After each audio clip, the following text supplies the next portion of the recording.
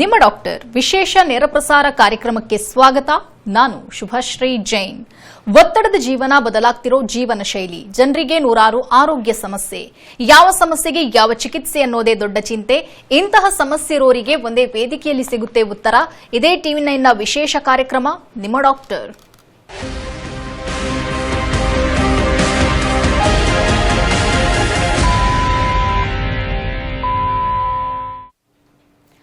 ಮೆದುಳಿನಲ್ಲಿ ಬೆಳೆಯುವ ಅಸ್ವಾಭಾವಿಕ ಜೀವಕೋಶಗಳ ಸಂಗ್ರಹದಿಂದಾಗಿ ಬ್ರೈನ್ ಟ್ಯೂಮರ್ ಉಂಟಾಗುತ್ತೆ. ಮೆದುಳಿನಲ್ಲಿ ಗೆಡ್ಡೆಯ ಗಾತ್ರ ಬೆಳೆಯುತ್ತಾ ಹೋದರೆ ಮೆದುಳಿಗೆ ಹೆಚ್ಚಿನ ಒತ್ತಡ ಉಂಟಾಗುತ್ತೆ. ಇದು ಸಾವಿಗೂ ಕಾರಣ ಆಗಬಹುದು. ಗೆಡ್ಡೆ ಬೆಳವಣಿಗೆಯಾದಂತೆ ಹಲವು ಲಕ್ಷಣ ಗೋಚರಿಸುತ್ತೆ. ನೆನಪಿನ ಶಕ್ತಿ ಕುಂದುವಿಕೆ, ಹೊಟ್ಟೆ ತೊಳಸೋದು, ವಾಕರಿಕೆ ಬರೋದು ಇದರ ಪ್ರಮುಖ ಲಕ್ಷಣ. ಹಾಗಿದ್ರೆ ಬ್ರೈನ್ ಟ್ಯೂಮರ್ ಬರಲು ಕಾರಣವೇನು? ಬಂದಿದೆ ಅಥವಾ ಬರಬಹುದು ಅಂತ ಖಚಿತಪಡಿಸಿಕೊಳ್ಳೋದು ಹೇಗೆ? ಇದಕ್ಕೆ ಸೂಕ್ತ ಅತ್ಯಾಧುನಿಕ ಚಿಕಿತ್ಸೆ ಯಾವುದು? ಲೈಫ್ ಸ್ಟೈಲ್ ಹೇಗಿರಬೇಕು? ಇದೆಲ್ಲದರ ಬಗ್ಗೆ ಸಂಪೂರ್ಣ ಮಾಹಿತಿ ನೀಡೋದಕ್ಕೆ ಇವತ್ತು ನಮ್ಮ ಜೊತೆಗಿದ್ದಾರೆ ಸಕ್ರಮ್ ವರ್ಲ್ಡ್ ಹಾಸ್ಪಿಟಲ್ನ ವೈದ್ಯರಾದ ಡಾಕ್ಟರ್ ಶೈಲೇಶ್ ಎಂಪಿ. ಡಾಕ್ಟರ್, ಕಾರ್ಯಕ್ರಮಕ್ಕೆ ಸ್ವಾಗತ. ನಮಸ್ಕಾರ. ಇನ್ನು ವೀಕ್ಷಕರೇ, ಟಿವಿ ಸ್ಕ್ರೀನ್ನಲ್ಲಿರುವಂತಹ ಸಂಖ್ಯೆಗೆ ಕರೆ ಮಾಡೋ ಮೂಲಕ ತಾವು ಡಾಕ್ಟರ್ ಜೊತೆ ನೇರವಾಗಿ ಮಾತನಾಡಬಹುದು. ಡಾಕ್ಟರ್, ಫಸ್ಟ್ ಆಫ್ ಆಲ್, ಕ್ಯಾನ್ಸರ್ನ ನಂತರದಲ್ಲಿ ಸ್ವಲ್ಪ ಡೇಂಜರಸ್ ಕಾಯಿಲೆ ಅಂತಂದ್ರೆ ಅದು ಬಹುಶಃ ಬ್ರೈನ್ ಟ್ಯೂಮರ್ ಇರಬಹುದು. ಬ್ರೈನ್ ಟ್ಯೂಮರ್ ಅಂದ್ರೆ ಏನು? ಸೊ ಬ್ರೈನ್ ಟ್ಯೂಮರ್ ಅಂದ ಕೂಡಲೇ ನಮ್ಮಲ್ಲೆಲ್ಲ ಒಂದು ರೀತಿಯ ಭಯ ಇದೆ, ಭೀತಿ ಇದೆ. ಈ ಡಯಾಗ್ನೋಸಿಸ್ ಆದ ನಂತರ ಆ ಫ್ಯಾಮಿಲಿಗಾಗಿರ್ಬೋದು ಅಥವಾ ರೋಗಿಗಾಗಿರ್ಬೋದು ಸಿಡಿಲ್ ಬಡ್ದಂಗೆ ಆಗ್ತದೆ. ಸೊ ಏನಿದು ಬ್ರೈನ್ ಟ್ಯೂಮರ್ ಅಂತ ತಿಳಿಲಿಕ್ಕೆ ನಾವು ಹೊರಟ್ರೆ, ಈ ಜೀವಕೋಶಗಳು ಅಥವಾ ಸೆಲ್ಸ್, ಬ್ರೈನ್ನ ಸೆಲ್ಸ್ನು ನ್ಯೂರಾನ್ಸ್ ಅಂತ ಕರಿತೀವಿ. ಈ ನ್ಯೂರಾನ್ಸ್ ಇಂದ ಆಗಿರ್ಬೋದು, ಈ ಬ್ರೈನ್ನ ಸುತ್ತುವರಿಯುವ ಕವರಿಂಗ್ ಮೆನಿಂಜೀಸ್ ಅಂತ ಕರಿತೀವಿ, ಅದರಿಂದ ಆಗಿರ್ಬೋದು, ಅಥವಾ ಅದರಿಂದ ಹೊರಬರುವ ನರಗಳಿಂದ ಆಗಿರ್ಬೋದು. ಇದರಿಂದ ಉಂಟಾಗುವ ಗೆಡ್ಡೆಗಳನ್ನು ನಾವು ಬ್ರೈನ್ ಟ್ಯೂಮರ್ಸ್ ಅಂತ ಕರಿತೀವಿ. ಈ ಜೀವಕೋಶಗಳು ಅನಿಯಂತ್ರಿತವಾಗಿ ಅಥವಾ ಅಗತ್ಯಕ್ಕಿಂತ ಹೆಚ್ಚು ಬೆಳವಣಿಗೆ ಹೊಂದಿದಾಗ ಅವು ಗೆಡ್ಡೆಗಳಾಗಿ ಪರಿವರ್ತನೆಗೊಳ್ತವೆ. ಇವನ್ನು ನಾವು ಬ್ರೈನ್ ಟ್ಯೂಮರ್ಸ್ ಅಂತ ಕರಿತೀವಿ. ಸೊ ಈ ಬ್ರೈನ್ ಟ್ಯೂಮರ್ಸ್ ಅಂದಾಗ ಎರಡು ವಿಧ. ಪ್ರಾಥಮಿಕ ಬ್ರೈನ್ ಟ್ಯೂಮರ್ಸ್ ಅಂದರೆ ತಲೆ ಒಳಗೆ ಉಂಟಾಗುವ ಬ್ರೈನ್ ಟ್ಯೂಮರ್ಸ್, ಇವನ್ನು ಪ್ರಾಥಮಿಕ ಬ್ರೈನ್ ಟ್ಯೂಮರ್ಸ್ ಅಂತ ಕರಿತೀವಿ. ಎಲ್ಲೋ ಬೇರೆ ಕಡೆ ಲಂಗ್ಸ್ ಇರಬಹುದು, ಅಥವಾ ನಮ್ಮ ಜಠರದಿಂದ ಇರಬಹುದು, ಅಥವಾ ಥೈರಾಯ್ಡ್ ಕ್ಯಾನ್ಸರ್ ಆಗಿರ್ಬೋದು, ಸ್ತನದಿಂದ ಆಗಿರ್ಬೋದು, ಇವು ಈ ರಕ್ತದ ಮೂಲಕ ಹೋಗಿ ಬ್ರೈನಲ್ಲಿ ಕುಂತು ಅಲ್ಲಿ ಗೆಡ್ಡೆಯಾಗಿ ಪರಿಣಾಮಗೊಂಡ್ರೆ ಅವನ್ನು ನಾವು ಸೆಕೆಂಡರಿ ಬ್ರೈನ್ ಟ್ಯೂಮರ್ ಅಂತ, ಮೆಟಾಸ್ಟೇಸಿಸ್ ಅಂತ ಕರಿತೇವೆ. ಓಕೆ ಡಾಕ್ಟರ್, ಇನ್ನು ಫಸ್ಟ್ ಆಫ್ ಆಲ್, ಒಬ್ಬ ವ್ಯಕ್ತಿ ನೋಡೋದಕ್ಕೆ ತುಂಬಾ ಹೆಲ್ದಿಯಾಗಿ ಕಾಣಿಸ್ತಿರ್ತಾನೆ. ಸಡನ್ ಆಗಿ ತಲೆ ತಿರುಗಿ ಬಿದ್ದಾಗ ಹಾಸ್ಪಿಟಲ್ ಹೋಗಿ ಏನಕ್ಕೆ ಅಂತ ಪರೀಕ್ಷೆ ಮಾಡಿದಾಗ ಬ್ರೈನ್ ಟ್ಯೂಮರ್ ಅಂತ ಹೇಳ್ತಾರೆ. ಆ ಮುಂಚಿತವಾಗಿ ಆತನಿಗೆ ಯಾವುದೇ ರೀತಿಯಾದಂತಹ ಸೈನ್ಸ್ ಅಂಡ್ ಸಿಂಪ್ಟಮ್ಸ್ ಗೊತ್ತೇ ಆಗಲ್ಲ. ಸೊ ಇದು ಹೇಗೆ ಅಂದ್ರೆ ಬ್ರೈನ್ ಟ್ಯೂಮರ್ ಕಾಣಿಸೋ ಕಾರಣ ಏನು? ಸೊ ಸಾಮಾನ್ಯವಾಗಿ ಬ್ರೈನ್ ಟ್ಯೂಮರ್ ಇರೋರಿಗೆ ಯಾವುದೇ ರೀತಿಯ ತೊಂದರೆ ಇಲ್ಲದೆಯೇ ಇರಬಹುದು. ಯಾವುದೋ ಸಾಮಾನ್ಯವಾದ ತಲೆನೋವು, ಕಣ್ಣು ಮಬ್ಬಾಗೋದು, ರಿಪೀಟೆಡ್ ವಾಮಿಟಿಂಗ್ ಅಥವಾ ವಾಕರಿಕೆ ಇರುವುದು, ಇದಕ್ಕೆ ಸಾಮಾನ್ಯವಾಗಿ ಜನರಲ್ ಫಿಸಿಷಿಯನ್ ಬಳಿ ಹೋಗ್ತಾರೆ. ಅವರು ಯಾವುದೋ ಒಂದು ಮಾತ್ರೆ ಕೊಟ್ಬಿಟ್ಟು ಮನೆಗೆ ಕಳಿಸ್ತಾರೆ. ಸೊ ಇದು ಅತಿ ಹೆಚ್ಚಾದಾಗ, ತಲೆನೋವು ಹೆಚ್ಚಾದಾಗ, ವಾಕರಿಕೆ, ಅರ್ಲಿ ಮಾರ್ನಿಂಗ್ ಹೆಡ್ಏಕ್ಸ್ ಅಂತ ಕರಿತೀವಿ. ಈ ವಾಂತಿಯನ್ನು ಪ್ರೊಜೆಕ್ಟೈಲ್ ವಾಮಿಟಿಂಗ್ ಅಂತ ಕರಿತೀವಿ. ಫೋರ್ಸ್ಫುಲ್ ಆಗಿ ವಾಮಿಟ್ ಮಾಡ್ತಾರೆ, ಅಥವಾ ದೇಹದ ಒಂದು ಕಡೆ ಸುಂದಾಗೋದು, ಅಥವಾ ದುರ್ಬಲತೆ ಉಂಟಾಗೋದು, ಫೇಶಿಯಲ್ ಡಿವಿಯೇಷನ್ ಆಗೋದು. ಎಲ್ಲ ಚೆನ್ನಾಗಿತ್ತು, ಈ ಹೆಡ್ಏಕ್ ಯಾವುದೂ ಇರಲಿಲ್ಲ. Recent onset headache, early morning headache, ಅದರ ಜೊತೆಗೆ ವಾಕರಿಕೆ, ವಾಂತಿ, ಕಣ್ದೃಷ್ಟಿ ಚೇಂಜಸ್ ಆಗೋದು, ಇವೆಲ್ಲ ಉಂಟಾದರೆ ಅವು ಬ್ರೈನ್ ಟ್ಯೂಮರ್ನ ಅರ್ಲಿ ಲಕ್ಷಣಗಳು ಅಂತ ಕರಿಬಹುದು. ಓಕೆ ಡಾಕ್ಟರ್, ಸ್ಟ್ರೋಕ್ಗೂ ಬ್ರೈನ್ ಟ್ಯೂಮರ್ಗೂ ಏನಾದರೂ ಡಿಫ್ರೆನ್ಸಸ್ ಇದೆಯಾ, ಹೇಗೆ? ಸೊ ಸ್ಟ್ರೋಕ್ ಅಂದರೆ ಈ ರಕ್ತನಾಳಗಳಲ್ಲಿ ಹೋಗುವ ಬ್ಲಡ್ ಸಡನ್ ಆಗಿ ಕಟ್ ಆಗೋದಕ್ಕೆ ನಾವು ಸ್ಟ್ರೋಕ್ ಅಂತೀವಿ. ಇಲ್ಲಾಂದರೆ ತಲೆಯೊಳಗೆ ರಕ್ತಸ್ರಾವ ಆಗಿ ಅದನ್ನು ಹೆಮೊರೇಜಿಕ್ ಸ್ಟ್ರೋಕ್ ಅಂತ ಕರಿತೀವಿ. ಇದು ಆಲ್ ಆಫ್ ಅ ಸಡನ್, ಅಚಾನಕ್ಕಾಗಿ ಬೆಳಗ್ಗೆ ಹೇಳ್ತಾರೆ, ಕೈ ಕಾಲು ಅಥವಾ ಮುಖ ಒಂದು ಕಡೆ ತಿರ್ಕೊಳ್ಳೋದು, ಇದು ಸಡನ್ ಆಗಿ ಆಗೋದಕ್ಕೆ ಸ್ಟ್ರೋಕ್ ಅಂತೀವಿ. ಟ್ಯೂಮರ್ ಸಡನ್ ಆಗಿ ಆಗಲ್ಲ, ಕೆಲವು ದಿನಗಳಿಂದ ಇರ್ತದೆ, ಕ್ರಮೇಣ ಬೆಳೀತದೆ. ದೊಡ್ಡ ಗಾತ್ರ ಆದಾಗ ಈ ತೊಂದರೆಗಳು ಕ್ರಮೇಣ ಆಗ್ತದೆ. ಸ್ಟ್ರೋಕಲ್ಲಿ ಇಮಿಡಿಯೇಟ್ ಆಗಿ ಆಗ್ತದೆ.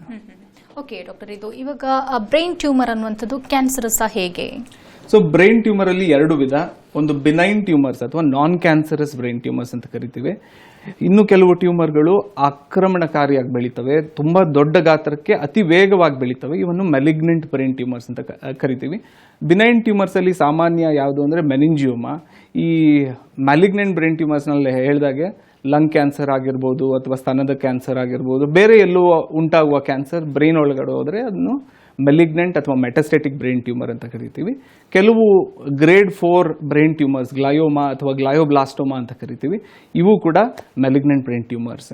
ಹರಡಬಹುದು, ಬೇಗನೆ ಬೆಳೀಬೋದು, ಸರ್ಜರಿಯಲ್ಲಿ ಫುಲ್ ತೆಗೀಲಿಕ್ಕೂ ಆಗಲಿಕ್ಕೆ ಕಷ್ಟ, ಮತ್ತೆ ಮತ್ತೆ ಬರುವ ಚಾನ್ಸಸ್ ಇದೆ.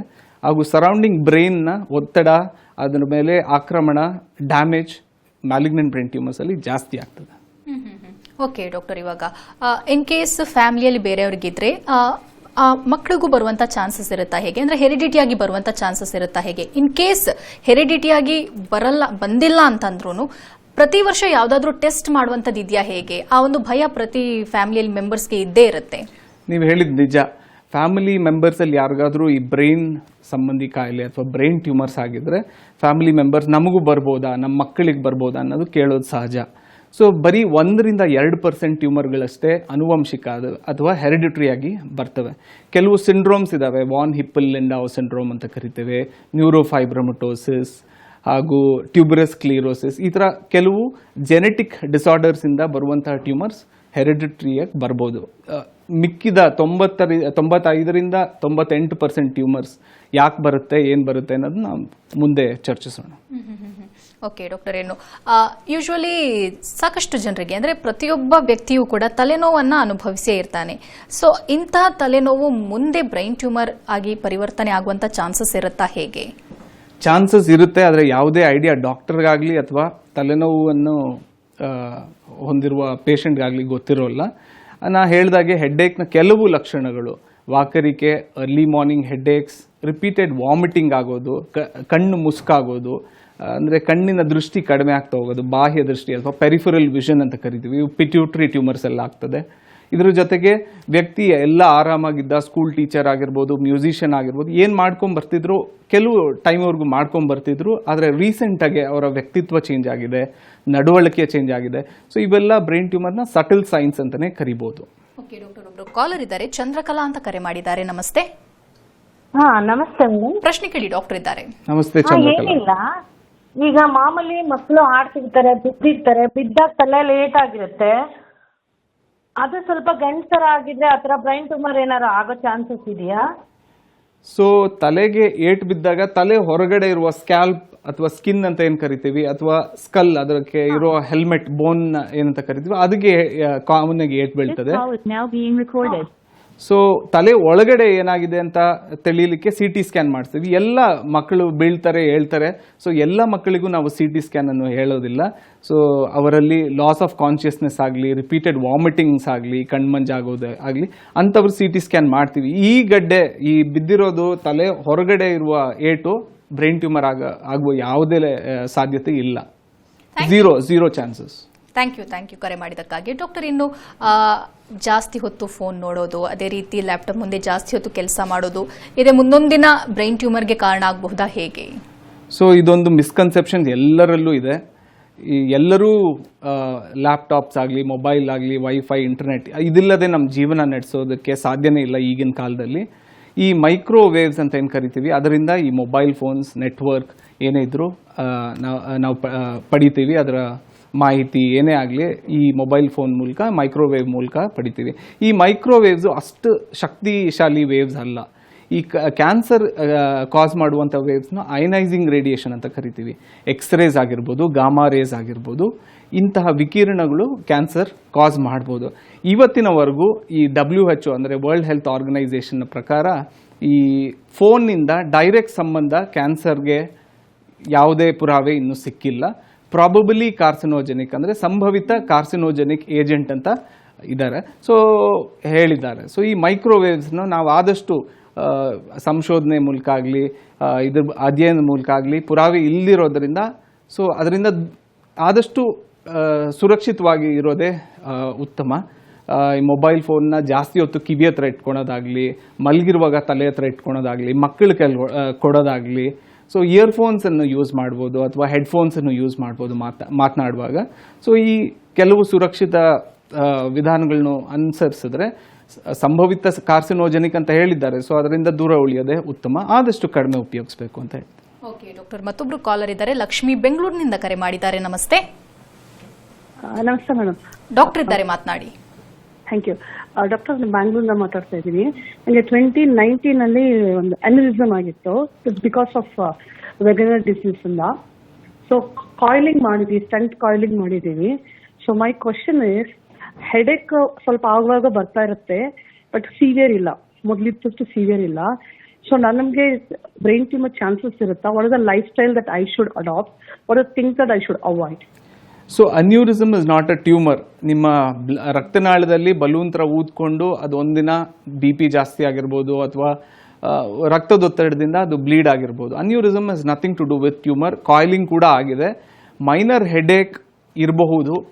ಅದು ಸಿವಿಯರ್ ಆಗಲಿ ಅಥವಾ ಅದರ ಜೊತೆಗೆ ವಾಂತಿ ಬರೋದಾಗ್ಲಿ ಅಥವಾ ವಾಕರಿಕೆ ಬರೋದಾಗ್ಲಿ, ಇದೆಲ್ಲ ಉಂಟಾಗಿ ಕಣ್ಣು ಮಂಜಾಗೋದಾಗ್ಲಿ ಉಂಟಾದರೆ you should check with your neuro surgeon. Tumour ಆಗುವ ಯಾವುದೇ ಸಂಭವ ಇದರಲ್ಲಿ ಇರಲ್ಲ. Aneurysm is a totally different thing. Tumour is a totally different thing. Thank you ಕರೆ ಮಾಡಿದ್ದಕ್ಕಾಗಿ. ರೇಖಾ ಕರೆ ಮಾಡಿದ್ದಾರೆ. ನಮಸ್ತೆ. ಹಲೋ, ನಮಸ್ತೆ ಮೇಡಮ್. ಪ್ರಶ್ನೆ ಕೇಳಿ. ಒಂದು 10-12 ವರ್ಷದಿಂದ ತಲೆನೋವು ಬರ್ತಿದೆ ನನಗೆ. ಓಕೆ. ಅದು MRI ಸ್ಕ್ಯಾನ್ ಮಾಡಿದ್ದಕ್ಕೆ ತಲೆಯಲ್ಲಿ ನೀರು ತುಂಬಿಕೊಂಡಿದೆ ಅಂತ ಹೇಳಿದ್ದಾರೆ ಸರ್. ಓಕೆ. ಇದಕ್ಕೆ ಏನ್ ಮಾಡಬೇಕು ಅಂತ? ಸೊ ನೀವು ಸ್ಕ್ಯಾನ್ ನೋಡಬೇಕಾಗ್ತದೆ.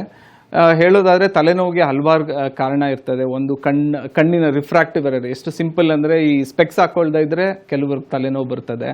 ಸೈನುಸೈಟಿಸ್ ಅಂದರೆ ಮೂಗಿನ ಇನ್ಫೆಕ್ಷನ್ ಇಂದ ತಲೆನೋವು ಬರ್ತದೆ.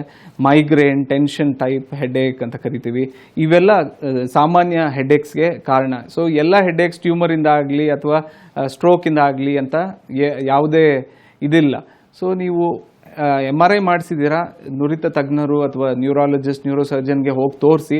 ಸೊ ಈ TV ಚಾನಲ್ ಮೂಲಕ ನಾನು ಏನು ಮಾಡೋದು ಅಂತ ಹೇಳಲಿಕ್ಕಾಗಲ್ಲ. ತಲೆಯಲ್ಲಿ ನೀರು ತುಂಬಿಕೊಳ್ಳೋದಕ್ಕೆ ಹಲವಾರು ಕಾರಣಗಳು ಇದ್ದಾವೆ. ಸೊ MRI ನೋಡುವುದ್ರ ಮೂಲಕ ನಿಮ್ಗೆ ಏನು ಮಾಡಬೇಕು ಅಂತ ಹೇಳ್ಬೋದು, ಸೂಕ್ತ ಮಾಹಿತಿ ಕೊಡ್ಬೋದು. ಥ್ಯಾಂಕ್ ಯು ಕರೆ ಮಾಡಿದ್ದಕ್ಕಾಗಿ. ಡಾಕ್ಟರ್, ಇನ್ನು ಬ್ರೈನ್ ಟ್ಯೂಮರ್ ಇರುವಂಥವರು ಡಯಾಗ್ನೋಸ್ ಮಾಡೋದು ಹೇಗೆ? ಯಾವೆಲ್ಲ ಟೆಸ್ಟ್ಗಳನ್ನು ಮಾಡಬೇಕಾಗತ್ತೆ? ಸೊ ನಾವು ಈಗ ಮೊದಲನೇದಾಗಿ ಪೇಷಂಟ್ ನಮ್ಮ ಬಳಿ ಬಂದರೆ ಸ್ವಲ್ಪ ಕ್ಲಿನಿಕಲ್ ಎಕ್ಸಾಮಿನೇಷನ್ ಮಾಡ್ತೀವಿ, ಸ್ವಲ್ಪ ಡೀಟೇಲ್ಡ್ ಹಿಸ್ಟ್ರಿ ತೊಗೊಳ್ತೀವಿ, ಏನಾಯಿತು, ಯಾವಾಗ ಶುರು ಆಯಿತು ಅಂತ. ಇದಾದ ನಂತರ ಇಮೇಜಿಂಗ್ ಟೆಸ್ಟ್ ಮಾಡ್ತೀವಿ. ಸೊ ಈ ಗೋಲ್ಡ್ ಸ್ಟ್ಯಾಂಡರ್ಡ್ ಇಮೇಜಿಂಗ್ ಟೆಸ್ಟ್ ಟ್ಯೂಮರ್ನ ಕಂಡುಹಿಡಿಯೋಕೆ, ಟ್ಯೂಮರ್ನ ಗಾತ್ರ, ಸ್ಥಳ, ಅದ್ರ ಸುತ್ತ ಇರುವ ಬ್ಲಡ್ ವೆಸಲ್ಸ್ ಆಗಲಿ, ನರಗಳಾಗಲಿ, ಇವನ್ನು ಕಂಡುಹಿಡಿಯೋಕೆ MRI ಮಾಡ್ತೀವಿ. MRI completely safe imaging technique. ಅದರಲ್ಲಿ ಯಾವುದೇ ರೀತಿಯ ರೇಡಿಯೇಷನ್ ಇರಲ್ಲ. 20-30 ನಿಮಿಷ ನೀವು ಹೋಗಿ MRI ಮಷೀನಲ್ಲಿ ಮಲ್ಕೊಳ್ಬೇಕಾಗ್ತದೆ. MRI ಅವೈಲಬಲ್ ಇಲ್ಲ, ಯಾವುದೋ ರೂರಲ್ ಸೈಡ್ ಇದ್ದೀರಾ, CT ಸ್ಕ್ಯಾನ್ ಅವೈಲಬಲ್ ಇದೆ ಅಂತ ಹೇಳಿದ್ರೆ CT ಸ್ಕ್ಯಾನ್ ಒಂದು ಒಳ್ಳೆಯ ಉತ್ತಮ ಸ್ಕ್ರೀನಿಂಗ್ ಟೆಸ್ಟ್. ಸೊ ಇದನ್ನು ಹೊರತಾಗಿ ಕೆಲವು ರಕ್ತ ಪರೀಕ್ಷೆಗಳು ಮಾಡಿಸ್ಬೋದು, ಹಾರ್ಮೋನ್ ಪರೀಕ್ಷೆ ಮಾಡಿಸ್ಬೋದು. ಫಿಟ್ಸ್ ಬಂದಿದ್ರೆ EEG ಪರೀಕ್ಷೆ ಅಂತ ಮಾಡ್ತೀವಿ. ಕೆಲವೊಮ್ಮೆ MRI ಆಗಿದೆ, ಏನು ಟ್ಯೂಮರು ಅಂತ ಇನ್ನೂ ಗೊತ್ತಾಗಲಿಲ್ಲ, ಬಯಾಪ್ಸಿ ಮೂಲಕ ಕೂಡ ನಾವು ಯಾವ ಟ್ಯೂಮರ್, ಎಂತಹ ಟ್ಯೂಮರ್ ಅಂತ ಕಂಡುಹಿಡಿಯಬಹುದು. ಸೊ ಕಣ್ಣಿನ ಪರೀಕ್ಷೆ, ಕಿವಿಯ ಪರೀಕ್ಷೆ, ಇವನ್ನೆಲ್ಲ ಸಾಮಾನ್ಯವಾಗಿ ಮಾಡಿಸಿ ಸರ್ಜರಿ ಮಾಡೋದಾದರೆ ಇವೆಲ್ಲ ಟೆಸ್ಟ್ಗಳನ್ನು ಮಾಡಬೇಕಾಗ್ತದೆ. ಓಕೆ ಡಾಕ್ಟರ್, ಅಂದರೆ ಇವಾಗ ಇನ್ ಕೇಸ್ ಫ್ಯಾಮಿಲಿ ಮೆಂಬರ್ ಯಾರಿಗಾದರೂ ಇದ್ರು, ಯಾರಿಗೆ ಡೌಟ್ ಇದೆ ಅವರು ಇದೇ ಟೆಸ್ಟ್ಗಳನ್ನು ಮಾಡಬೇಕಾ? ಸ್ಕ್ರೀನಿಂಗ್ ಟೆಸ್ಟ್ ಅಂತ ಮಾಡ್ತೀನಿ. ನಾ ಹೇಳಿದ್ನಲ್ಲ, ಹೆರಿಡಿಟ್ರಿ ಬ್ರೈನ್ ಟ್ಯೂಮರ್ಸ್ ಅಥವಾ ಅನುವಂಶಿಕವಾಗಿ ಬರೋ ಬ್ರೈನ್ ಟ್ಯೂಮರ್ಸಲ್ಲಿ ಫ್ಯಾಮಿಲಿ ಸ್ಕ್ರೀನಿಂಗ್ ಅಂದರೆ first degree family members, close family members ಯಾರು ಇರ್ತಾರೆ ಅಂಥವರಲ್ಲಿ ಸ್ಕ್ರೀನಿಂಗ್ ಪರೀಕ್ಷೆ ಮಾಡಿಸ್ಬೇಕು. ಓಕೆ ಡಾಕ್ಟರ್, ಮತ್ತೊಬ್ರು ಕಾಲರ್ ಇದ್ದಾರೆ. ರತ್ನ ಅಂತ ಕರೆ ಮಾಡಿದ್ದಾರೆ. ನಮಸ್ತೆ. ನಮಸ್ತೆ ರತ್ನ ಅವರೇ. ನಮಸ್ತೆ ಮೇಡಮ್. ಪ್ರಶ್ನೆ ಕೇಳಿ, ಡಾಕ್ಟರ್ ಇದ್ದಾರೆ. ಸರ್, ನಮ್ಮ ತಾಯಿಗೆ ಅವಾಗವಾಗ ತಲೆ ಸುತ್ತು ಬರೋದು, ಮತ್ತೆ ವಾಂತಿ ಆಗ್ತಾ ಇರೋದು, ಮತ್ತೆ ಲೂಸ್ ಮೋಷನ್ ಆಗಿ ಮತ್ತೆ ಪ್ರಜ್ಞೆ ತಪ್ಪೋಗೋರು ಅವರು. 1 ವರ್ಷದಿಂದ ಹಂಗೇನೆ ಆಗ್ತಾ ಇತ್ತು. ಆಮೇಲೆ ನಾವು ಸುಮಾರು ಕಡೆ ತೋರಿಸಿದ್ವಿ, ಎಲ್ಲೂ ಇದಾಗ್ಲಿಲ್ಲ. ಆಮೇಲೆ ಮತ್ತೆ ಬಂದು ಇಲ್ಲಿ ಬೆಂಗಳೂರಲ್ಲಿ ಒಬ್ರು ಡಾಕ್ಟರ್ ಹತ್ರ ತೋರಿಸಿದ್ವಿ. ಅವರು CT ಸ್ಕ್ಯಾನ್ ಮಾಡಿಸಿದ್ರು, ಬ್ಲಡ್ ಬ್ಲಾಕ್ ಆಗಿದೆ ಅಂತ ಹೇಳಿದ್ರು. ಮೆಡಿಸಿನ್ ಕೊಟ್ಟರು, ಮತ್ತೆ ಹಂಗೆ ಆಗ್ತು. ಮತ್ತೆ ಅದಕ್ಕೆ ಪರಿಹಾರನೇ ಇಲ್ಲ ಸರ್. ಸೊ ಇದು ಹಾರ್ಟಿಗೆ ಹಾರ್ಟ್ ಅಟ್ಯಾಕ್ ಹೇಗಾಗ್ತದೋ ಬ್ರೈನ್ಗೆ ಬ್ರೈನ್ ಅಟ್ಯಾಕ್ ಅಂತ ಕರಿತೀವಿ. ಈ ತಲೆ ಸುತ್ತೋದು ಈ ರಕ್ತನಾಳದಲ್ಲಿ ಬ್ಲಾಕ್ ಆಗೋದ್ರಿಂದ ಆಗ್ತದೆ. ಸೊ ಇದು ಸ್ಟ್ರೋಕ್ನ ಇನಿಷಿಯಲ್ ಸ್ಟೇಜಸ್ ಅಂತಲೇ ಕರಿಬೋದು. ಈ ರಕ್ತನಾಳಗಳು ಹಾರ್ಟ್ನಿಂದ ಕತ್ತಿನ ಮೂಲಕ ಹೋಗ್ತದೆ. ಅದಕ್ಕೆ ಕೆರೋಟಿಡ್ ಅಲ್ಟ್ರಾಸೌಂಡ್ ಮಾಡಿಸ್ಬೇಕಾಗ್ತದೆ. ನಿಮ್ಮ ಕೊಲೆಸ್ಟ್ರಾಲ್ ಲೆವೆಲ್ಸ್ನ ಚೆಕ್ ಮಾಡಬೇಕಾಗ್ತದೆ. ಹಾಗೂ ನಿಮ್ಮ ಹಾರ್ಟ್ ಪಂಪಿಂಗ್ ಮಷೀನ್ ಅಲ್ವಾ, ಬ್ರೈನ್ಗೆ ಬ್ಲಡ್ ಪಂಪ್ ಮಾಡುವ ಮಷೀನ್, ಹಾರ್ಟಿನ ಹೆಲ್ತ್ ಹೇಗಿದೆ, ECG ಮಾಡಿಸೋದಾಗಲಿ, ಇಕೋ ಮಾಡಿಸೋದಾಗಲಿ ಇವೆಲ್ಲ ಮಾಡಿಸ್ಬೇಕು. ಇದಕ್ಕೆ ಕಾಮನ್ ಆಗಿ ನಾವು ಬ್ಲಡ್ ಥಿನ್ನರ್ಸ್ ಅಂತ ಕೊಡ್ತೀವಿ, ಇಕೋಸ್ಪ್ರಿನ್ ಅಂತ, ಹಾಗೂ ಹಲವು ಹೊತ್ತು ಬ್ಲಡ್ ಥಿನ್ನರ್ಸ್ನ ಕೊಡ್ತೇವೆ ಈ ರಕ್ತನಾಳಗಳು ಫ್ರೀ ಆಗೋದಕ್ಕೆ, ಹಾಗೂ ಕೊಲೆಸ್ಟ್ರಾಲ್ ಕಡಿಮೆ ಮಾಡಲಿಕ್ಕೂ ಮಾತ್ರೆಗಳು ಕೊಡ್ತೀವಿ. ರೆಗ್ಯುಲರ್ ಎಕ್ಸಸೈಸ್, ಸರಿಯಾದ ರೀತಿಯಲ್ಲಿ ಊಟ ತಿನ್ನೋದು, BP-ಯನ್ನು ಕಂಟ್ರೋಲಲ್ಲಿ ಇಟ್ಕೊಳ್ಳೋದು, ಡಯಾಬಿಟೀಸನ್ನು ನಿಯಮಿತವಾಗಿ ಬ್ಲಡ್ ಶುಗರ್ ಲೆವೆಲ್ಸ್ ಕಂಟ್ರೋಲ್ ಮಾಡ್ಕೊಳ್ಳೋದು, ಇವೆಲ್ಲ ನಾನು TVಯಲ್ಲಿ ಹೇಳೋಕ್ಕಾಗಷ್ಟು ಹೇಳ್ತೀವಿ. ಮುಂದಿನ ಇದನ್ನು ನೀವು ನ್ಯೂರಾಲಜಿಸ್ಟ್ನ ಕನ್ಸಲ್ಟೆಂಟ್ ಮಾಡಬೇಕಾಗತ್ತೆ. ಥ್ಯಾಂಕ್ ಯು ಕರೆ ಮಾಡಿದ್ದಕ್ಕಾಗಿ. ಡಾಕ್ಟರ್, ಇನ್ನು ಟ್ರೀಟ್ಮೆಂಟ್ ವಿಚಾರಕ್ಕೆ ಸಂಬಂಧಪಟ್ಟಂಗೆ ತಾವೇ ಹೇಳಿದ್ರಿ ಮೈಲ್ಡ್ ಆಗಿ ಆಗುವಂಥ ಚಾನ್ಸಸ್ ಇರುತ್ತೆ, ಮೇಜರ್ ಆಗಿ ಆಗುವಂಥ ಚಾನ್ಸಸ್ ಇರುತ್ತೆ, ಅಂದರೆ ಬ್ರೈನ್ ಟ್ಯೂಮರ್. ಸೊ ಇದಕ್ಕೆ ಚಿಕಿತ್ಸೆ ಹೇಗೆ? ಸೊ ಬ್ರೈನ್ ಟ್ಯೂಮರ್ ಅಂದಾಗ ನಾವು ಮೇಜರ್ ಮೈನರ್ ಅಂತ ಪರಿಗಣಿಸೋಕ್ಕಾಗಲ್ಲ. ಯಾಕಂದರೆ ಬ್ರೈನ್ ಒಂದು ಸ್ಕಲ್ ಕ್ಯಾವಿಟಿಯಲ್ಲಿದೆ, ಒಂದು ಕ್ಲೋಸ್ಡ್ ಬಾಕ್ಸಲ್ಲಿದೆ. ಮಿನಿಮಮ್ ಅಥವಾ 5 cc ಅಷ್ಟು ಯಾವುದೇ ಫಾರಿನ್ ಬಾಡಿ ಇಟ್ಟರೂ ಬ್ರೈನ್ ಮೇಲೆ ಒತ್ತಡ ಹೇರ್ತದೆ. ಸೊ ನಾವು ಬಿನೈನ್ ಟ್ಯೂಮರ್ಸ್ಗಾಗಲಿ ಅಥವಾ ಮ್ಯಾಲಿಗ್ನೆಂಟ್ ಟ್ಯೂಮರ್ಸ್ಗಾಗಲಿ ಎರಡಕ್ಕೂ ಯಾವುದೇ ರೀತಿಯ ಚಿಕಿತ್ಸೆ ಮಾಡಲೇಬೇಕು. ಸೊ ಬಿನೈನ್ ಟ್ಯೂಮರ್ಸ್ ನಾ ಹೇಳಿದಾಗೆ ಮೆನಿಂಜಿಯೋಮಾ ಕಾಮನ್ ಲೇಡೀಸಲ್ಲಿ ಆಗ್ತದೆ, ಹಾಗೂ ಮಿಡಲ್ ವಯಸ್ಸಿರೋ ಲೇಡೀಸಲ್ಲಿ ಆಗ್ತದೆ. ಇಂಥವ್ರಿಗೆ ಸರ್ಜರಿ ಮಾಡಬೇಕಾಗ್ತದೆ. ತುಂಬ ಸಣ್ಣದಿರುವ ಟ್ಯೂಮರ್ಸ್, ಯಾವುದೇ ರೀತಿಯ ಬೆಳವಣಿಗೆ ಇಲ್ಲ ಫಾಲೋಅಪ್ ಸ್ಕ್ಯಾನ್ಸಲ್ಲಿ, ಅಂಥ ಟ್ಯೂಮರ್ಸನ್ನು ನಾವು ಜಸ್ಟ್ ಸ್ಕ್ಯಾನ್ ಮೂಲಕ ನೋಡ್ತಾ ಹೋಗ್ಬೋದು ಅದರ ಬೆಳವಣಿಗೆ ಏನಿದೆ. ಈ ಮೆಲಿಗ್ನೆಂಟ್ ಬ್ರೈನ್ ಟ್ಯೂಮರ್ನ ಲಕ್ಷಣ ನಾವು MRI ಅಲ್ಲಿ ಕಂಡು ಬಂತು ಅಂದರೆ ಸರ್ಜರಿ ಮಾಡಲೇಬೇಕಾಗ್ತದೆ. ಸರ್ಜರಿ ನಂತರ ರೇಡಿಯೇಷನ್ ಆಗಲಿ, ಕೀಮೋಥೆರಪಿ ಆಗಲಿ ಅದನ್ನು ಕೂಡ ಮಾಡಬೇಕಾಗ್ತದೆ. ಓಕೆ ಡಾಕ್ಟರ್, ಇವಾಗ ಸರ್ಜರಿಯ ಅಗತ್ಯ ಅಂದರೆ ಯಾವ ಏಜ್ ಅವರಿಗೆ ತಾವು ಮಾಡ್ತೀರಾ? ಇವಾಗ ಮಕ್ಕಳಲ್ಲೂ ಕೂಡ ಇದು ಕಾಣಿಸ್ಕೊಳ್ಳುವಂಥ ಚಾನ್ಸಸ್ ಇರುತ್ತೆ. ಸೊ ಅವರಿಗೆ ಸರ್ಜರಿ ತಾವು ಪ್ರಿಫರ್ ಮಾಡ್ತೀರಾ ಇಲ್ವಾ, ಹೇಗೆ? ಸೊ ಬ್ರೈನ್ ಟ್ಯೂಮರ್ ಎಷ್ಟು ಅಪಾಯಕಾರಿ ಅಂದರೆ ಹುಟ್ಟಿದ ಮಕ್ಕಳಿಂದ ಹಿಡಿದು ಮಿಡಲ್ ಏಜ್ಡ್ ಅಡಲ್ಟ್ಸಿಂದ ಹಿಡಿದು ವಯಸ್ಕರಲ್ಲಿ ಎಲ್ಲರಲ್ಲೂ ಬರ್ಬೋದು. ಈ ಟ್ಯೂಮರ್ನ ಗಾತ್ರ, ಟ್ಯೂಮರ್ನ ಸ್ಥಳ, ಟ್ಯೂಮರ್ನ ಟೈಪ್ ಈ MRI ಮೂಲಕ ನಮಗೆ ಗೊತ್ತಾಗ್ತದೆ. ಕಡಿಮೆ ವಯಸ್ಸು ಅಂದರೆ ನಾವು 2-3 ವರ್ಷದವ್ರನ್ನೂ ಆಪ್ರೇಟ್ ಮಾಡ್ತೀವಿ. ಹೀಗೆ ವಯಸ್ಸಿನ ಗಮನದಲ್ಲಿ ಇಟ್ಕೊಂಡು ಆಪ್ರೇಟ್ ಮಾಡೋಕ್ಕಾಗಲ್ಲ. ಟ್ಯೂಮರ್ನ ಗಾತ್ರ, ಸ್ಥಳ, ಹಾಗೂ ಯಾವ ಟೈಪಿನ ಟ್ಯೂಮರ್, ಹಾಗೂ ಅವರ ಜೀವಕ್ಕೇನಾದರೂ ಅಪಾಯ ಇದೆಯಾ, ಇಮಿಡಿಯೇಟ್ ಅಪಾಯ ಇದ್ದರೆ ಇಮಿಡಿಯೇಟ್ ಸರ್ಜರಿ ಮಾಡಬೇಕಾಗ್ತದೆ. ಓಕೆ ಡಾಕ್ಟರ್, ಇವಾಗ ತಾವೇ ಹೇಳಿದ್ರೆ ಮಕ್ಕಳಲ್ಲೂ ಕೂಡ ಕಾಣಿಸ್ಕೊಳ್ಳುವಂಥ ಚಾನ್ಸಸ್ ಇರುತ್ತೆ ಅಂತ. ಅಷ್ಟು ಪುಟ್ಟ ಮಕ್ಕಳಿಗೆ ಸರ್ಜರಿ ಮಾಡಿದ ನಂತರದಲ್ಲಿ ಫ್ಯೂಚರಲ್ಲಿ ಅವರಿಗೆ ಮುಂದೆ ಬೇರೆ ಸಮಸ್ಯೆ ಕಾಣಿಸ್ಕೊಳ್ಳುವಂಥ ಚಾನ್ಸಸ್ ಇರುತ್ತೆ, ಅಥವಾ ಇದೇ ಮತ್ತೆ ರಿಪೀಟ್ ಆಗಿ ಕಾಣಿಸ್ಕೊಳ್ಳುವಂಥ ಚಾನ್ಸಸ್ ಇರುತ್ತಾ, ಹೇಗೆ? ನಾನು ಅದೇ ಹೇಳಿದಾಗೆ ಯಾವ ರೀತಿಯ ಟ್ಯೂಮರ್ಸ್ ಮಕ್ಕಳಲ್ಲಿ ಕಾಣಿಸ್ಕೊಳ್ಳೋ ಟ್ಯೂಮರ್ಸ್ ಕಾಮನ್ಲಿ ಮ್ಯಾಲಿಗ್ನೆಂಟ್ ಟ್ಯೂಮರ್ಸ್ ಅಂತ ಕರಿತೀವಿ. ಕೆಲವು ಒಳ್ಳೆಯ ಟ್ಯೂಮರ್ಸ್ ಕೂಡ ಇದಾವೆ, ಪೈಲೋಸೈಟಿಕ್ ಆಸ್ಟ್ರೋಸೈಟೋಮಾ ಅಂತ ಕರಿತೀವಿ. ಮೆದುಳಿನ ಸಣ್ಣ ಭಾಗ ಅಥವಾ ಸೆರಿಬೆಲ್ಲಮ್, ಇಲ್ಲಿ ಮಕ್ಕಳಲ್ಲಿ ಪೋಸ್ಟೀರಿಯರ್ ಫೋಸಾ ಟ್ಯೂಮರ್ಸ್ ಅಂತ ಕರಿತೀವಿ. ಇವು ಕಾಮನ್ ಆಗಿ ಬರ್ತದೆ. ಸರ್ಜರಿಯ ನಂತರ ಮೆಡಿಕಲ್ ಎಕ್ಸ್ಪೀರಿಯನ್ಸ್ ಆಗಿರ್ಬೋದು, ನನ್ನ ಎಕ್ಸ್ಪೀರಿಯನ್ಸ್ ಆಗಿರ್ಬೋದು, ಅವರು ನಾರ್ಮಲ್ ಲೈಫ್ ಲೀಡ್ ಮಾಡ್ತಾರೆ. ಅವರಿಗೆ radiation therapy, chemotherapy, malignant tumours ಇದ್ದರೆ ಅದು ಕೂಡ ಬೇಕಾಗ್ತದೆ. ಆದರೆ ಅವ್ರ ಲೈಫ್ ಸ್ಟೈಲ್ ಆಗಲಿ ಏನು ಅಫೆಕ್ಟ್ ಆಗೋದಿಲ್ಲ. ಕೆಲವು ದಿನ ಈ ರಿಕವರಿ ಪೀರಿಯಡಲ್ಲಿ ಸ್ಕೂಲ್ಗೆ ಹೋಗದೇ ಇರೋಂಥದ್ದು, ಅಥವಾ ಈ ಗಾಯ ಮಾಯೋ ತನಕ, ಅಥವಾ ರೇಡಿಯೇಷನ್ ಕೀಮೋಥೆರಪಿ ಬೇಕಾದರೆ ಕೂದಲು ಉದುರೋದು, ವಾಂತಿ ಬರೋದು, ಈ ಥರ ಸಣ್ಣ ಪುಟ್ಟ ತೊಂದರೆಗಳು ಆಗ್ತದೆ. But they can lead a normal life after a brain tumour surgery. Okay doctor, chemotherapy, radiation therapy ಅನ್ನುವಂಥದ್ದು ನಾವು ಕ್ಯಾನ್ಸರ್ ಅಲ್ಲಿ ಕೇಳಿದ್ವಿ, ಬಟ್ ಬ್ರೈನ್ ಟ್ಯೂಮರ್ ಅಲ್ಲಿ ಹೇಗೆ ಅದು? ಸೊ ಬ್ರೈನ್ ಟ್ಯೂಮರ್ ಅಲ್ಲೂ ಕೂಡ ಬ್ರೈನ್ ಕ್ಯಾನ್ಸರ್ ಇದೆ. ನಾನು ಹೇಳಿದ್ನಲ್ಲ, ಬಿನೈನ್ ಅಥವಾ malignant brain tumours brain cancer ಅಂತಾನೆ ಲೆಕ್ಕ. ಓಕೆ ಡಾಕ್ಟರ್, ಇನ್ನು ಚಿಕಿತ್ಸೆ ಬಗ್ಗೆ ತಾವು ಹೇಳಿದ್ರಿ. ಇಂಡಿಯಾದಲ್ಲಿ ನಾವು ಹೇಳೋದಾದ್ರೆ ಬ್ರೈನ್ ಟ್ಯೂಮರ್ ಪರ್ಸೆಂಟೇಜ್ ಇವಾಗ ಹೇಗಿದೆ? ಸೊ ಎಲ್ಲ ಕ್ಯಾನ್ಸರ್ಗಳಿಂದ ಆಗುವ ಡೆತ್ಸ್ ಅನ್ನು ನಾವು ಇಂಡಿಯಾದಲ್ಲಿ ತಗೊಂಡ್ರೆ 2% of the deaths due to cancer in India are because of brain tumours. ಮಕ್ಕಳಲ್ಲಿ ತಗೊಳೋದಾದರೆ 10-12% ಕ್ಯಾನ್ಸರ್ ಬ್ರೈನ್ ಟ್ಯೂಮರೇ ಆಗ್ತದೆ, ಮಕ್ಕಳಿನ್ನೂ ಕಾಮನ್. ಆದರೆ ಆಮೇಲೆ ಇನ್ನೊಂದು ಹೇಳೋದಾದರೆ, ಈ ಪಾಶ್ಚಿಮಾತ್ಯ ದೇಶಕ್ಕೆ ಕಂಪೇರ್ ಮಾಡಿದ್ರೆ 50% ಭಾರತದಲ್ಲಿ ಕಡಿಮೆ ಇದೆ. ಆದರೆ ಈ ಟ್ರೆಂಡ್ ಇನ್ಕ್ರೀಸ್ ಆಗ್ತಾನೆ ಇದೆ. ಒಂದಿರ್ಬೋದು ನಮ್ಮಲ್ಲಿರುವ ಹೆಲ್ತ್ ಕೇರ್ ಫೆಸಿಲಿಟಿ, ಡಾಕ್ಟರ್ಸ್ನ ಅವೈಲಬಿಲಿಟಿ, ಹಾಗೂ ಡಯಾಗ್ನೋಸ್ಟಿಕ್ ಟೂಲ್ಸ್ ಇಂಪ್ರೂವ್ ಆಗ್ತಿದ್ದಂಗೆ ಹೆಚ್ಚು ಬ್ರೈನ್ ಟ್ಯೂಮರ್ಗಳು ಬೆಳಕಿಗೆ ಬರ್ತಾ ಇದೆ. ಸೊ ನಾವು ಎಚ್ಚರವಾಗಿರಬೇಕು. ಡೆವಲಪಿಂಗ್ ನೇಷನ್ ಆಗಿದ್ವಿ, ಇವಾಗ ಡೆವಲಪ್ ನೇಷನ್ ಆಗಕ್ಕೆ ಹೊರಟಿದ್ದೀವಿ. ಸೊ ಡೆವಲಪ್ ನೇಷನ್ಸ್ಗೆ ಇರೋ ತೊಂದರೆಗಳಲ್ಲಿ ಕ್ಯಾನ್ಸರ್ ಒಂದು ದೊಡ್ಡ ಪ್ರಾಬ್ಲಮೇ ಆಗ್ತದೆ. ಸೊ ಅದರ ಬಗ್ಗೆ ನಾವು ಹೆಚ್ಚು ಅರಿವು ಪಡೆಯೋದು ಉತ್ತಮ. ಡಾಕ್ಟರ್, ಡಾಕ್ಟರ್, ಸಾಮಾನ್ಯವಾಗಿ ಕೆಲವರಿಗೆ ಸಣ್ಣದ ಮಟ್ಟದಲ್ಲಿ ಏನೋ ಸಿಂಪ್ಟಮ್ಸ್ ಇರುತ್ತೆ, ಗೊತ್ತಾಗುತ್ತೆ ಅವರಿಗೆ ಬ್ರೈನಲ್ಲಿ ಈ ತರ ಗೆಡ್ಡೆ ಇದೆ ಅಂತ. ಬಟ್ ಅವರು ಆಪರೇಷನ್ ಮಾಡ್ಕೊಳ್ಳೋದಕ್ಕೆ ಹೆದರ್ತಾರೆ. ಯಾಕಂದ್ರೆ ಆಪರೇಷನ್ ನಂತರದಲ್ಲಿ ರಿಕವರಿ ಆಗೋದಕ್ಕೆ ಅವರಿಗೆ ಸಿಕ್ಕಾಪಟ್ಟೆ ಟೈಮ್ ಬೇಕಾಗುತ್ತೆ. ಅಲ್ಲದೆ ಬ್ರೈನ್ಗೆ ಬೇರೆ ಏನಾದರೂ ಸಮಸ್ಯೆ ಕಾಣಿಸ್ಕೊಂಡ್ರೆ ನಮ್ಮ ಲೈಫೇ ಹೋಗ್ಬಿಡುತ್ತೆ ಅನ್ನೋಂಥ ಭಯ ಇರುತ್ತೆ. ಅದನ್ನ ತಾವು ಕ್ಲಿಯರ್ ಮಾಡೋದಾದ್ರೆ? ಸೊ ಬ್ರೈನ್ ನಮ್ಗೆಲ್ಲರಿಗೂ ಗೊತ್ತಿರೋ ಹಂಗೆ ಅದೊಂದು ಸೂಕ್ಷ್ಮವಾದ ಅಂಗ. ಅದರ ಸರ್ಜರಿ ಕೂಡ ಅಷ್ಟೇ ಡೆಲಿಕೇಟ್. ನೀವು ಹೇಳಿದ ಸರಿ, ಬ್ರೈನ್ ಟ್ಯೂಮರ್ ಸರ್ಜರಿ ಮಾಡುವಾಗ ಕೊಂಚ ನಾರ್ಮಲ್ ಬ್ರೈನ್ ಕೂಡ ಡ್ಯಾಮೇಜ್ ಆಗುವ ಚಾನ್ಸಸ್ ಇರ್ತದೆ. ಅದೆಷ್ಟು 5ರಿಂದ 10%. ಸೊ ಈ ಡ್ಯಾಮೇಜ್ ಟೆಂಪರರಿ ಆಗಿರ್ಬೋದು ಅಥವಾ ಪರ್ಮನೆಂಟ್ ಆಗಿರ್ಬೋದು. ಕೆಲವು ಟ್ಯೂಮರ್ಗಳು ಕೈ ಕಾಲು ಆಡಿಸುವ ಜಾಗದಲ್ಲಿ, ಮಾತಿನ ಜಾಗದಲ್ಲಿ, ಅಥವಾ ತುಂಬ ಇಂಪಾರ್ಟೆಂಟ್ ಬ್ರೈನ್ ಸ್ಟೆಮ್ ಅಂತ ಕರಿತೀವಿ, ಅಂತಹ ಜಾಗದಲ್ಲಿದ್ದಾಗ ಅವನ್ನು ಆಪರೇಟ್ ಮಾಡೋದು risky, even for the surgeon and operate ಮಾಡಿಸ್ಕೊಳ್ತಾ ಇರೋದು. ಆದರೂ 90% ಆಫ್ ದ ಟ್ಯೂಮರ್ಸ್ ಸೇಫ್ ಜಾಗದಲ್ಲಿ ಇರ್ತವೆ. ಅಂಥ ಟ್ಯೂಮರ್ಸ್ನು ಸೇಫಾಗಿ ಆಪರೇಟ್ ಮಾಡಿ ಅವ್ರು ನೆಕ್ಸ್ಟ್ ಡೇ ಓಡಾಡ್ಬೋದು, ನೆಕ್ಸ್ಟ್ ಡೇ ಅವ್ರ ಕೆಲಸನ ಅವ್ರು ಮಾಡ್ಕೊಳ್ಬೋದು. 1 ವಾರದಿಂದ 10 ದಿನದಲ್ಲಿ ಅವ್ರ ಕೆಲಸಕ್ಕೆ ಕೂಡ ಹೋಗ್ಬೋದು.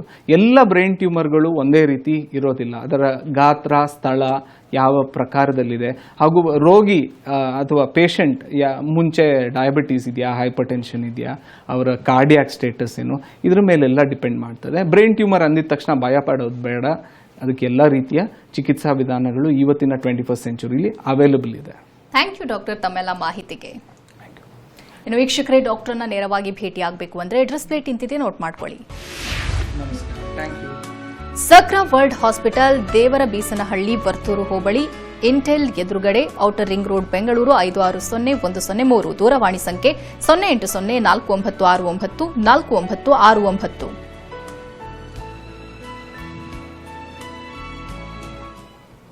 ಇದು ಇವತ್ತಿನ ನಿಮ್ಮ ಡಾಕ್ಟರ್. ನಿರಂತರ ಸುದ್ದಿಗಾಗಿ ನೋಡ್ತಾ ಇರಿ TV9.